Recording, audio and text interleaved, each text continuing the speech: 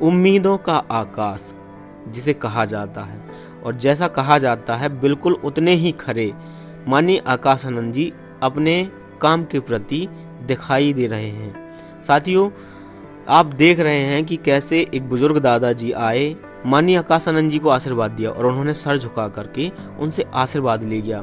यह गुण देखने को मिलते हैं जो ये माननीय आकाश आनंद जी के स्वभाव को लेकर के लोग उनसे जुड़ रहे हैं, युवा जुड़ रहे हैं।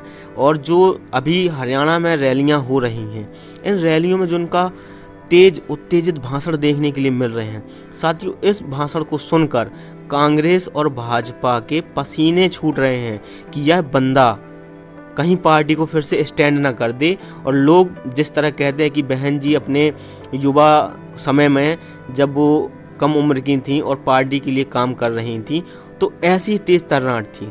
माननीय मानवर साहब ने जो अभियान चलाया था, सड़कों पर उतर के काम किया था, सेम उसी तर्ज में माननीय आकाश आनंद जी भी हरियाणा के अंदर देखने को मिल रहे हैं। साथियों, कहीं ट्रैक्टर में बैठकर रैलियां हो रही हैं, कहीं रथ यात्रा निकाल रहे हैं और लोगों के बीच में जाकर उनकी समस्या सुन रहे हैं, उन समस्याओं को समझ रहे हैं और समझने के बाद वही चीज़ों को एनालिसिस करके वह अपने भाषणों में समझाते हैं, लोगों को बताते हैं। तो ये चीज़ लोगों को बहुत पसंद आती है और साथियों वो पार्टी से जुड़ रहे हैं। और सिर्फ मैं आपको बताऊं कि यह लोग सिर्फ माननीय आकाश आनंद जी से हरियाणा में ही नहीं बल्कि उत्तर प्रदेश, मध्य प्रदेश, गुजरात, राजस्थान, छत्तीसगढ़ और देश के अलग अलग राज्यों में यह काम हो रहा है।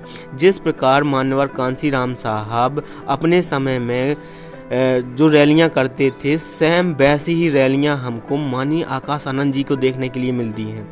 जिस प्रकार मान्यवर साहब ने गांव-गांव जाकर के चौपाल लगाना स्टार्ट किया था और वही सेम काम आज वर्तमान समय में माननीय आकाश आनंद जी कर रहे हैं। गांव-गांव जाकर के चौपाल लगा रहे हैं, दिन में रैलियां करते हैं, रात को चौपाल लगाते हैं। और यह चौपाल लगाते देख जो युवाओं में जोश उमड़ रहा है, आप देख रहे हैं जो युवा उनके साथ अब जुड़ने के लिए तैयार है। जो कभी कहा करते थे कि बहुजन समाज पार्टी का कोई अस्तित्व नहीं बचा है, वही अस्तित्व अब आकाश आनंद जी बचाने में लगे हुए हैं। और ये सिर्फ बचा नहीं रहे हैं, यह बता रहे हैं कि अब बहुजन समाज पार्टी के युवा जो पहले यहाँ वहाँ भटक गए थे, अब वो जाग गए हैं और हरियाणा में वो अपनी सरकार बना रहे हैं। यह बात तय है।